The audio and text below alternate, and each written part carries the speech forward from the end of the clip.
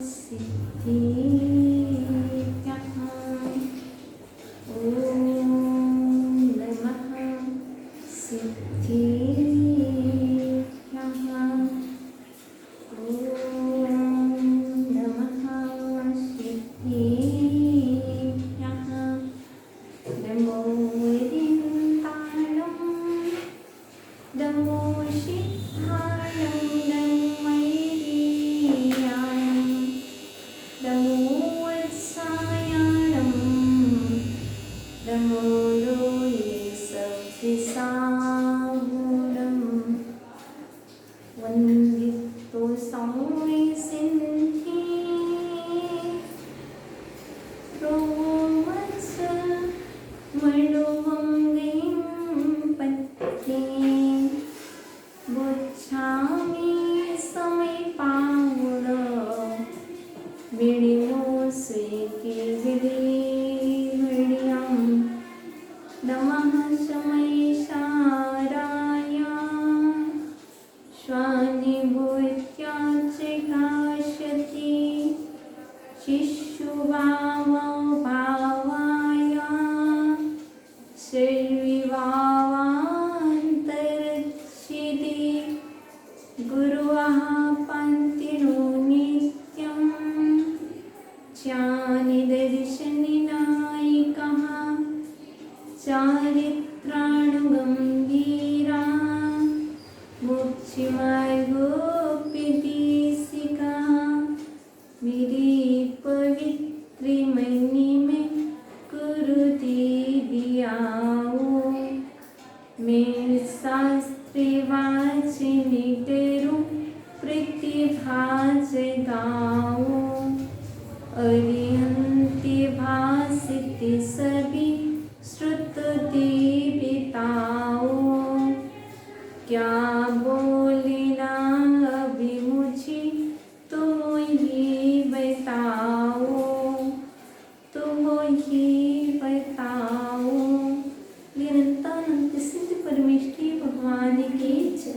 देवादि देविक जड़ मूल नायक आदि ब्रह्मादिनाथ भगवान की 24 तीर्थंकर भगवान की बोली। प्रातः स्मरणीय सारस्वत कवि नई चक्रवर्ती मंगुरवरी आचार्य वंशिष्ठ विभव सागर जी महाराज की 10 लक्षण महापर्व की जय। उत्तम सत्य धर्म की जय। आत्मन ही माँ छिनवाणी तेरी जय हो सदा विजय हो। तेरी विशाल पद में श्रोता सूर्य का उदय हो श्रोता ब्रह्म का उदय। प्रिय आत्मन आजचा 10 लक्षण पर्वादि पर्वराज पर्युषण महापर्व का पंचम दिवस उत्तम सत्य का है। सत्य की कसौटी पर कसने के लिए सत्य पर खरा उतरने के लिए कुछ करना अनिवार्य है। सत्य क्या है, असत्य क्या है। सत्य सत्य होता है, असत्य असत्य होता है। सत्य असत्य नहीं होता, असत्य सत्य नहीं होता। बहुत सारे लोग कहते हैं उन्होंने असत्य को सत्य कहा, सत्य को असत्य कहा। उन जीवों से कहना यही है, हमारे सर्वज्ञ देव हमारे जिनेंद्र देव भी सत्य को असत्य नहीं बना सकते और असत्य को सत्य बनाने में वह समर्थ नहीं है, तो आप कैसे सत्य को असत्य बना सकते हैं। और असत्य को सत्य आप कैसे बना सकते? जो आप कह रहे हो ये कथन आपका मिथ्या है, क्योंकि जो अज्ञानी जीव होते हैं, जो अज्ञ प्राणी होते हैं, वह कहते हैं यह सत्य है, यह असत्य है। जो सत्य होता है, जो सत्य होता है, वह सत्य तो सत्य ही होता है, असत्य असत्य ही होता है। सत्य जो मौजूद है, जिसका अस्तित्व है, जो विद्यमान है, जो प्रेजेंट में है, जो उपस्थित है, वह सब सत्य है। असत्य का कथन नहीं होता। कथन जब भी होगा सत्य का ही होगा। सत्य से तात्पर्य सत्य का ही होगा। जो है नहीं, जो मौजूद नहीं, उसका कथन कैसा? इस शास्त्र है, यह शास्त्र है कि जिनेंद्र सिद्धांत कोश है। मुझे शास्त्र चाहिए, मुझे जिनेंद्र सिद्धांत कोश है। शास्त्र लाओ, शास्त्र कहना भी सत्य है, कोश लाओगे, कोश कहना भी सत्य है। आपने तो कोश का कहा था, ये तो शास्त्र है। कथनचित यह भी सत्य है, कथनचित किसी न किसी अपेक्षा से वह भी सत्य है। हमें सत्य को समझना होगा। जिसने स्वाध्याय का गहन अध्ययन नहीं किया, वह सत्य को नहीं समझ सकता। सत्य को समझने के लिए स्वाध्याय करना अनिवार्य है। सत्य को समझने के लिए चिंतन करना अनिवार्य है, और सत्य को समझने के लिए सत्य को जानना भी अनिवार्य है। जब तक सत्य को जानोगे नहीं, तब तक सत्य को मानोगे नहीं। सत्य को मानोगे नहीं, सत्य तो सत्य का आचरण कैसे करोगे?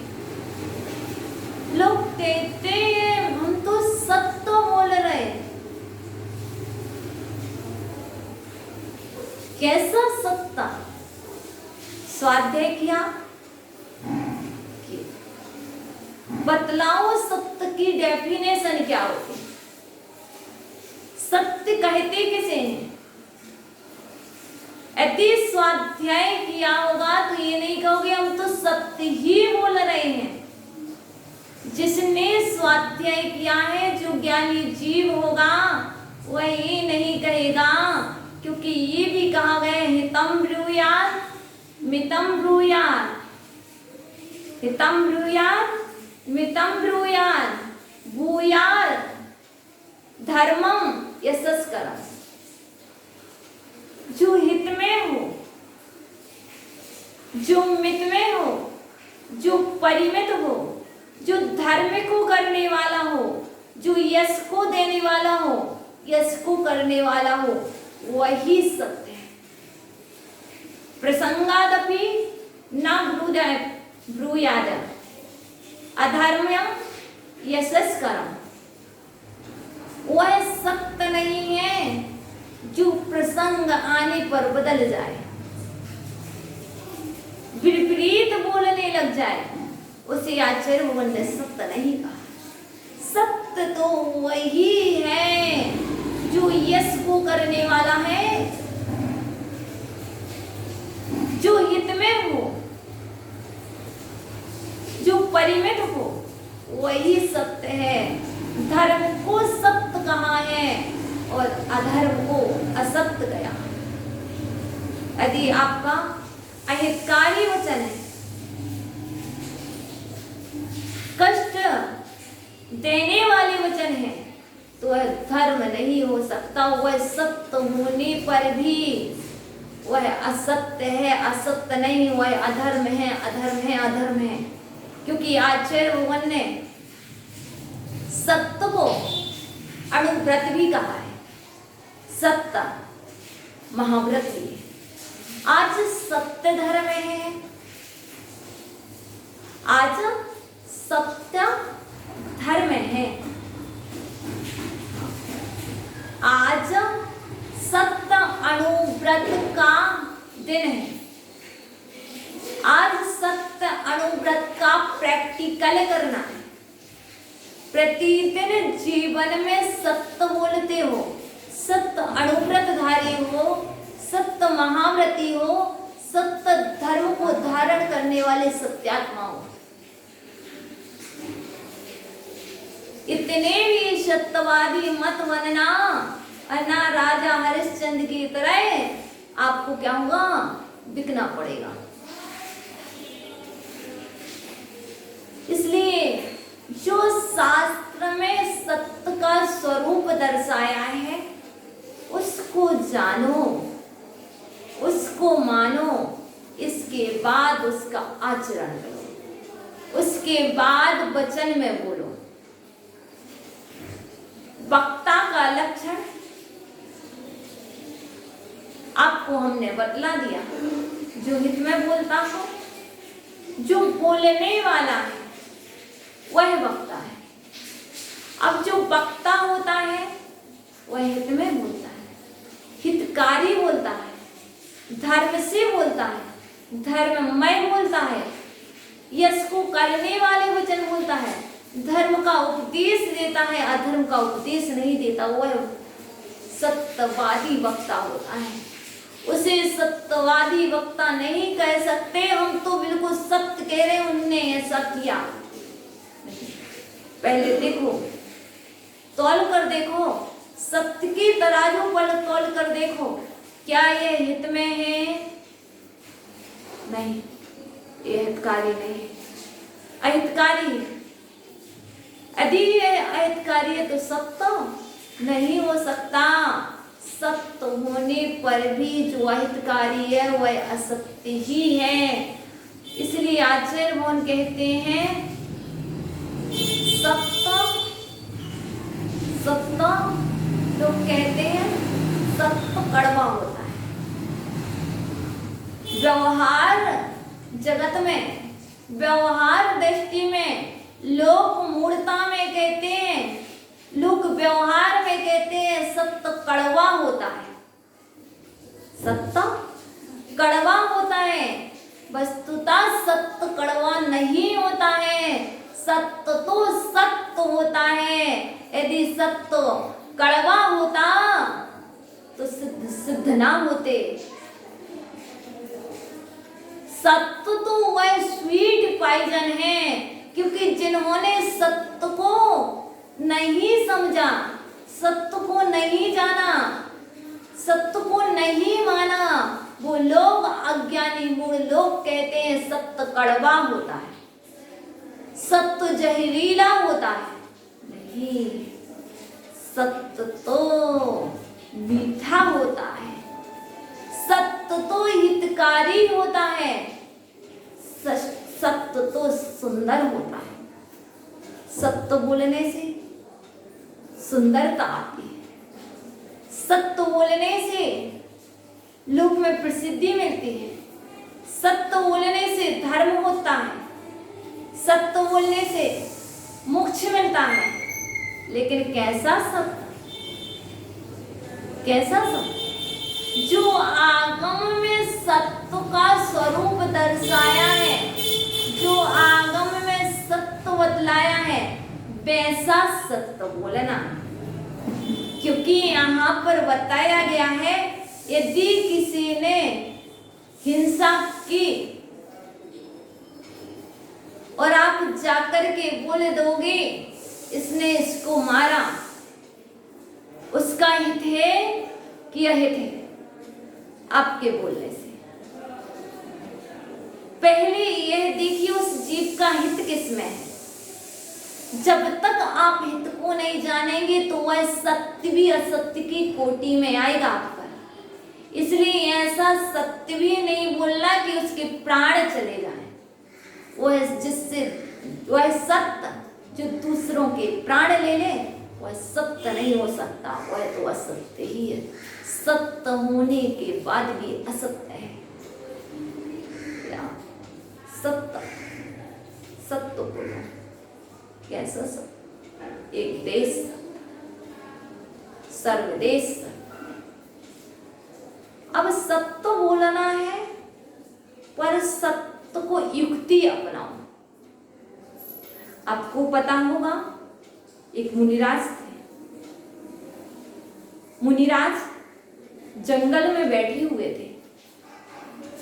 एक कसाई निकला, पूछा क्या यहां से कोई गाय निकली है, या कोई व्यक्ति निकला?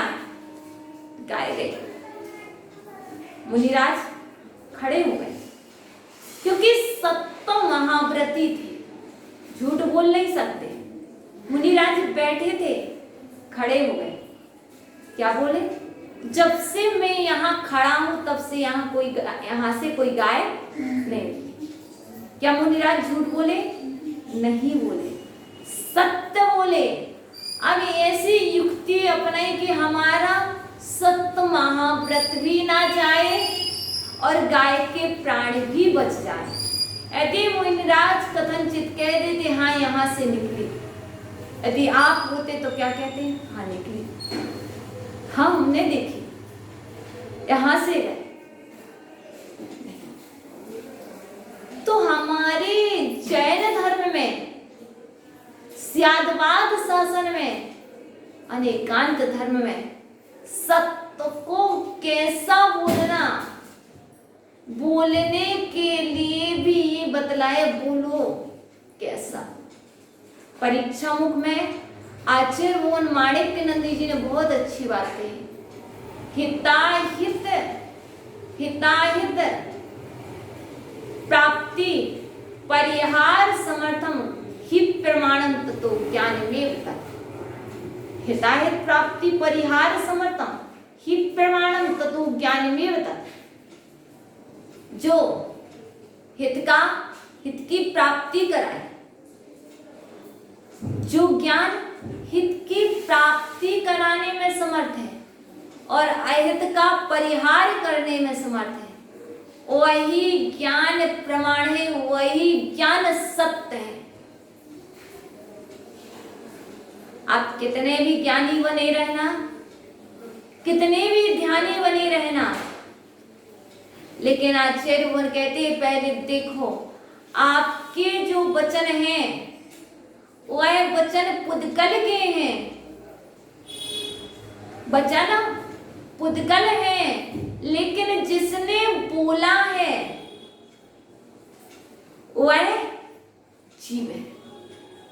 वचन पुद्गल के हैं, पुद्गल वर्गणाएं हैं, लेकिन जिसने बोला है, बोलने वाला तो जीव है, सत्य है। सत्य मीन्स जीव कहते हैं, सत्य जीव को कहते हैं, वह जीव तो सत्य है।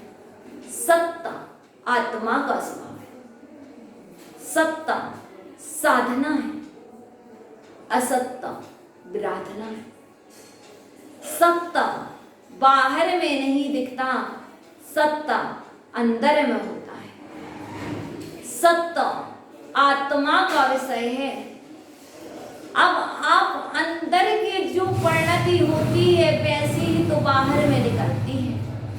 आप भले ही कुछ कह दो, लेकिन आचार्य वो तो कहते हैं बिना अंदर की परिणति में परिवर्तन हुए बाहर में परिवर्तन हो ही नहीं सकता। जैसे भाव होते हैं वैसे ही बाहर में परिणाम होते हैं। वो क्या हुआ, हमारी जीभ फिसल गई। लोग बोलते हैं जेवा इंद्रिय फिसल गई, हम बोल तो कुछ रहे थे लेकिन हम बोल कुछ आया। झूठ है, सफेद झूठ बोलते हो ही नहीं सकता।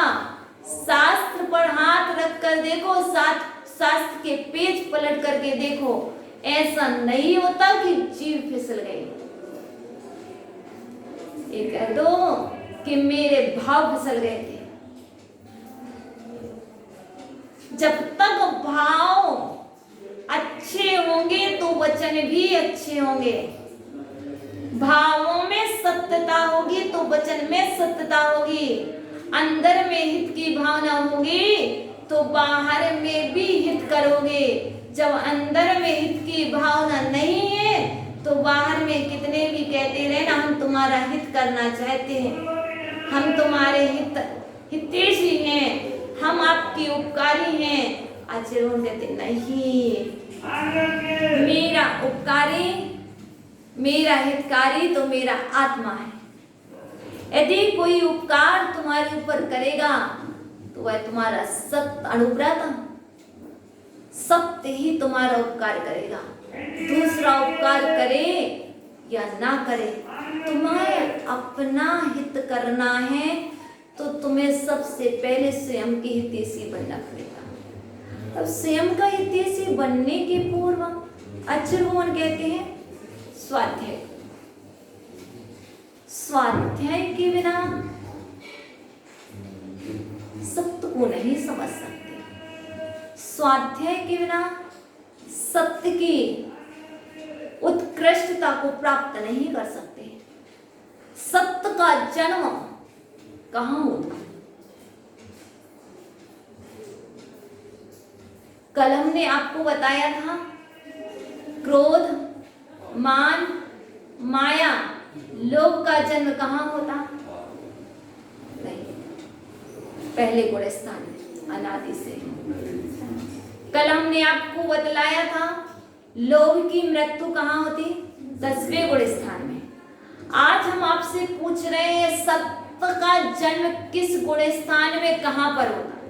सत्य का जन्म 4th गुण स्थान में होता है। अविरत सम्यक दृष्टि जो 4th गुण स्थान वर्ती है,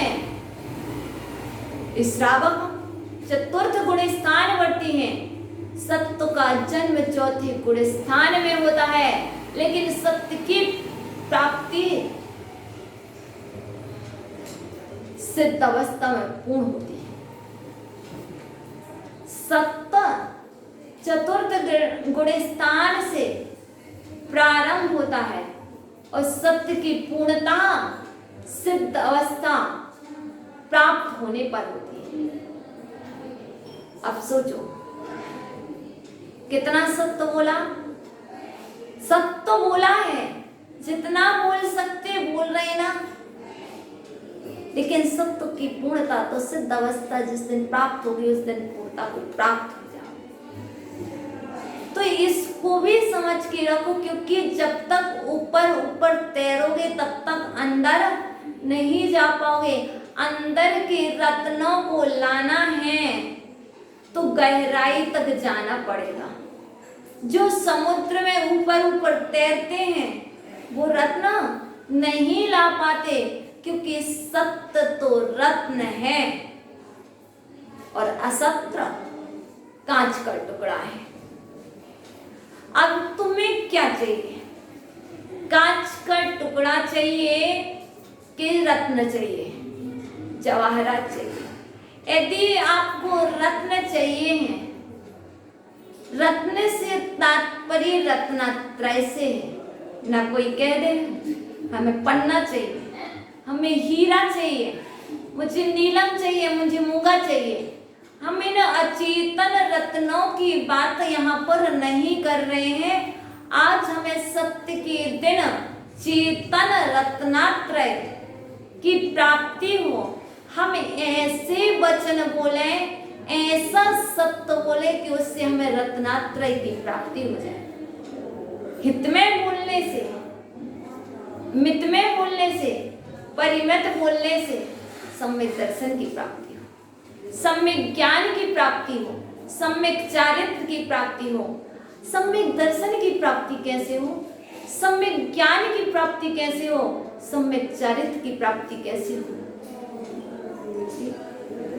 देव से हमें सम्यक दर्शन की प्राप्ति होती है। देव पर श्रद्धा करना, शास्त्र से हमें सम्यक ज्ञान की प्राप्ति होती है। जब देव ही नहीं होंगे दीप के दर्शन ही नहीं करेंगे, मंदिर ही नहीं आएंगे, तो सम्यक दर्शन रूपी रत्न कैसे मिलेगा? क्योंकि शास्त्र में लिखा है क्या? दर्शन करने से सम्यक दर्शन की प्राप्ति होती है। किसके दर्शन? जिनके नहीं, जिनेंद्र भगवान के दर्शन। जिनेंद्र भगवान के दर्शन नहीं करोगे तो कैसे सम्यक दर्शन मिलेगा? वंदनम जिनेंद्राणाम यो नरा, जो मनुष्य जिनेंद्र भगवान के दर्शन करता है उसे क्या होता है? पुण्य की प्राप्ति होती है। जो भगवान जिनेंद्र भगवान के दर्शन नहीं करेगा, क्या उसके लिए सम्यक दर्शन की प्राप्ति होगी? नहीं होगी। सम्यक ज्ञान कहाँ मिले? पेपर पढ़ने में मिलता है, पेपर से मिलता है, पुस्तक से मिलता है, शास्त्र से मिलता है। लेकिन आचार्य भगवान कहते सम्यक ज्ञान की प्राप्ति भी शास्त्र से, मात्र शास्त्र को रखने से नहीं होती, शास्त्र को देखने मात्र से नहीं होती। जैसे सम्यक दर्शन भी मात्र देखने से नहीं होता है, उनको देख करके अपने आप को देखने से सम्यक दर्शन की प्राप्ति होती है। शास्त्र को देखने से सम्यक ज्ञान नहीं मिलता। शास्त्र की बात मानने पर शास्त्र को जानना है और शास्त्र की मानना है, उसके बाद सम्यक ज्ञान की प्राप्ति होगी। अब आता है त्रय रत्नात्रय की बात कर रहे, सम्यक चारित्र। गुरु से हमें सम्यक चारित्र की प्राप्ति होगी। जब हम गुरु को मानेंगे ही नहीं, जब गुरु को जानेंगे ही नहीं, शास्त्र में पढ़ लिया, गुरु को जानना भी नहीं है, गुरु को मानना भी नहीं है और गुरु के पास जाना भी नहीं है, और सम्यक चारित्र जाएंगे। जब सम्यक चारित्र धारी के पास जाओगे तभी तो चारित्र मिलेगा। जब आपको सब्जी चाहिए है, शास्त्र मात्र आपके पास थ्योरी रूप में है, शास्त्र में गुरु का स्वरूप दर्शाया है। विषयाशा वशातीतो निरारंभो परिग्रह ज्ञान ध्यान तपो रक्त तपस्वी प्रशस्त। जो विषय और आशाओं से रहित हैं, निरारंभो, आरंभ की परित्यागी है, ज्ञान ध्यान में लीन रहते हैं, तत्पर रहते हैं, वह गुरु कहलाते हैं। ऐसे तपस्वी सच्चे गुरु कहलाते हैं। शास्त्र में मात्र लिखा है, आज हमें सत्य को सत्य जानना है।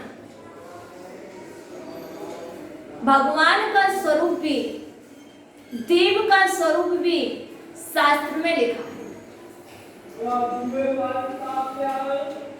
अब गुरु का स्वरूप भी शास्त्र में लिखा, शास्त्र का स्वरूप भी शास्त्र में लिखा। शास्त्र कहते किसे हैं? शास्त्र होता कैसा है? तो आचार्य भगवान ने, योगेंद्र देव ने कहा, प्रपंच रहितम शास्त्रम प्रपंच रहितो गुरु प्रपंच रहितो मोक्षो दृश्यते जिन शासने दृश्यते जिन शासने। क्या है? जिनेंद्र भगवान का शासन, जिन शासने, सप्तमी विभक्ति, जिनेंद्र भगवान की शासन में दृश्यते, देखा जाता है। क्या? मात्र जिनेंद्र भगवान के शासन में ही उत्तम सत्य देखा जाता है, अन्य कहीं भी उत्तम सत्य नहीं देखा जाता है। तो जिनेंद्र भगवान के शासन में जो सत्य देखा जाता है वह सत्य कैसा है? आपने कहा था सत्य कड़वा है, सत्य कटु है, तो आचार्य भगवान कहते सुन लो वह सत्य कैसा है। प्रपंच रहितम शास्त्रम, विरोध से रहित शास्त्र जिनेंद्र भगवान के शासन में देखे जाते हैं। प्रपंच से रहित शास्त्र जिनेंद्र भगवान के शासन में देखे जाते हैं। यह सत्य है, यह सत्य है, यह सत्य नहीं, यह सत्य धर्म है। मात्र एक ही धर्म ऐसा है, जैन धर्म, जिस धर्म में मोक्ष देखा जाता है। वह मोक्ष भी कैसा? प्रपंच रहित तो मोक्ष हो, प्रपंच से रहित मोक्ष देखा जाता है, विरोध से रहित मोक्ष देखा जाता है। यह भी सत्य है। इस सत्य को सत्य मानना होगा, तभी आप जिनेंद्र भगवान के अनुयायी कहलाओगे। आप जैन हो कब? क्योंकि जिनमें जिनेंद्र भगवान की मानोगे तब जैन कहलाओगे। जब तक उनके मानोगे नहीं तब तक कैसे जैन? किस क्वालिटी के जैन नहीं हो सकते। तो आपने सुना प्रपंच रहितम शास्त्रम, प्रपंच रहितो गुरु। गुरु कैसे होते हैं?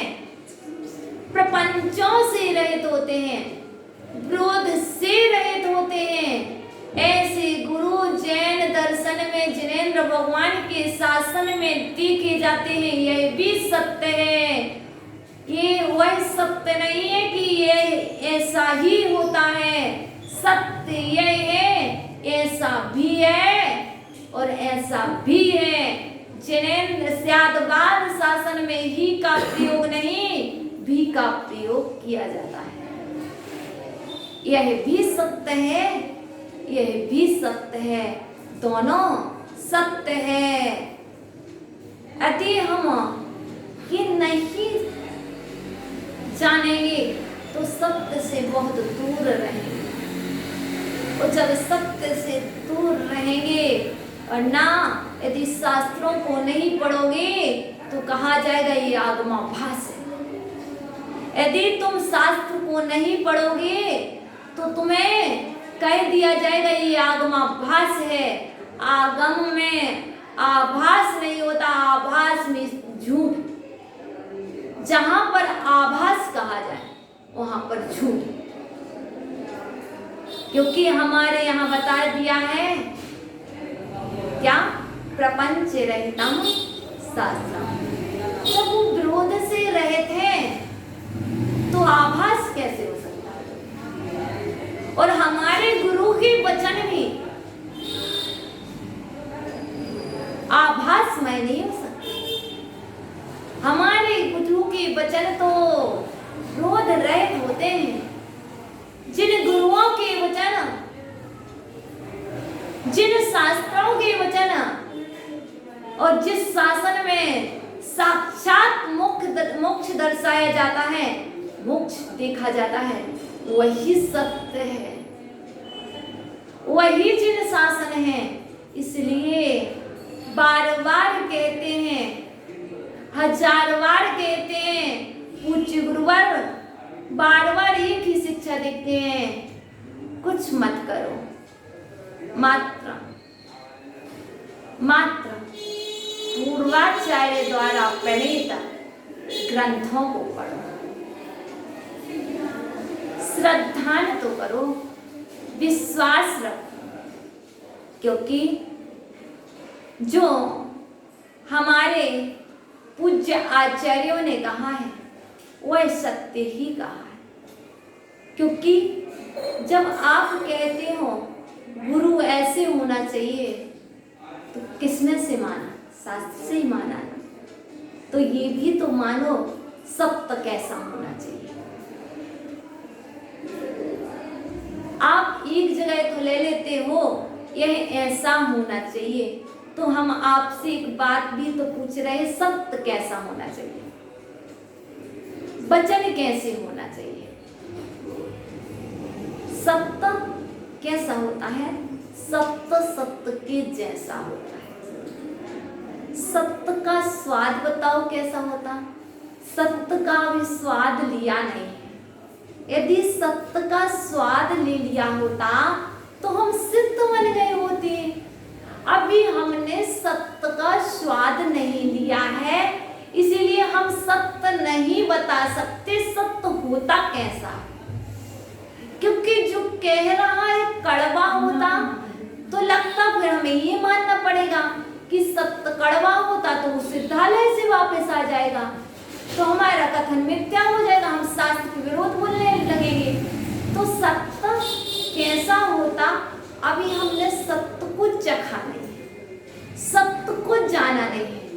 जब सत्य को हम चख लेंगे, सत्य का स्वाद ले लेंगे, जब सत्य की पूर्णता को प्राप्त हो जाएंगे तो हम सिद्ध हो जाएंगे। बस इतना जरूर पता है, पूज्यपाद देव ने कहा है ना के ना को साम सौख्यम। देवों का ऋषि कज मनातंकम दीर्घ कालोपलालितम ना कौ साम सौख्यम ना कौ साम। देवों का सुख कैसा होता अमित भैया? देवों का सुख, स्वर्ग में देवों का सुख कैसा होता है बताओ? आप तो स्वर्ग गए, आप बताओ स्वर्ग में देवों का सुख होता कैसा? भैया पता नहीं। ना कौ साम सौख्यम ना कौ साम। देवों का सुख देवों के समान ही होता है। स्वर्ग के देवों का सुख स्वर्ग के देवों के समान ही होता है। ऐसे ही कहा सत्य कैसा होता है, तो यहाँ पर हम उसी तुलना से लगा ले, सत्य तो सत्य के जैसा ही होता है। जो सत्य है वह सिद्ध है, जो सिद्ध है वह पूर्ण सत्य है। सत्य और पूर्णता किसी के पास प्राप्त नहीं हुई, सत्य की पूर्णता तो सिद्धों के पास है। इसलिए जब तक हम सिद्ध नहीं होंगे तब तक पूर्ण सत्य की पूर्णता को प्राप्त नहीं कर पाएंगे। इसलिए जो शास्त्र में लिखा है उस सत्य को मानो, उस सत्य को जानो। पहले क्या करो? जानो, फिर क्या करो? मानो, फिर उसका आचरण करो। जो जानेगा और जो मानेगा वही निज में रमेगा। आचरण करना मतलब रमना।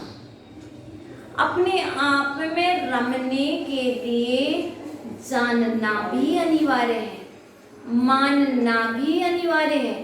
फिर उसके बाद निज में रम जाओगे। जितनी जितनी गहराई में जाओगे उतना उतना सत्य प्रकट होता जाएगा, क्योंकि सत्य को पूर्ण करने के लिए बहुत समय लगेगा।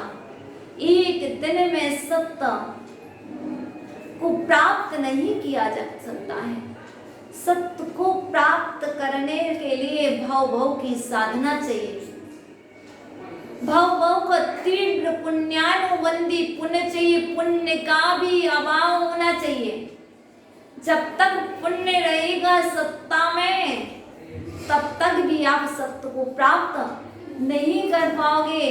पुण्य भी ये होगा कब? 12वें गुण स्थान के बाद। जब तक आप राग की चाशनी लपेट करके बोलोगे तब तक सत्य को प्राप्त नहीं कर पाओगे। जहां पर ये 3 चीजें चलती हैं जीवन में, मोह, राग, जब तक द्वेष का धुआं न निकले, राग की बत्ती वो द्वेष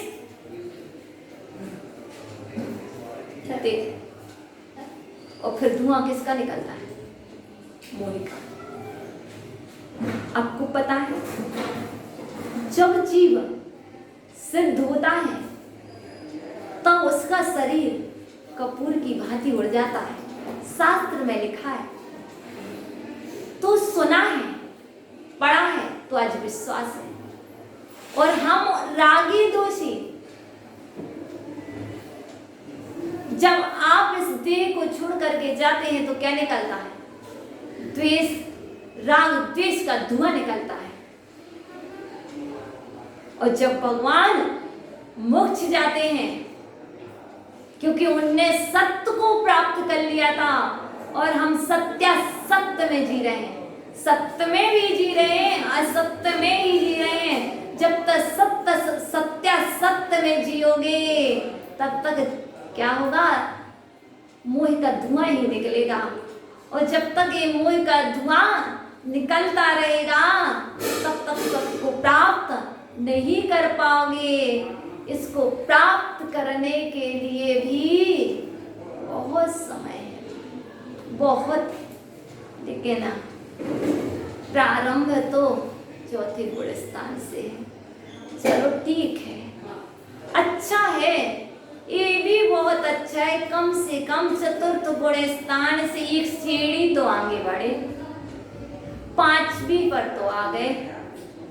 प्रारंभ तो चौथे गुण स्थान में हुआ था, वहां से आगे तो बढ़े, अब यहाँ से और आगे बढ़े। इसी क्रम से बढ़ते रहेंगे तो सत्य को पा लेंगे। आपको पता होगा, सत्य धर्म है, सत्य धर्म है, असत्य अधर्म है। अर्थात सत्य धर्म कब होगा? किसका परिहार करना पड़ेगा? हिंसा, हिंसा त्याग, झूठ का त्याग। अब आज सत्य धर्म आया है, सत्य धर्म के दिन आपको सत्य को प्राप्त करना तो झूठ का त्याग करना पड़ेगा। अब कैसे झूठ, वो हम आपको बतला चुके हैं, क्योंकि कल आपको बताया था कि पिता से लोभ पिता था, ये सब उसकी संतानें थी।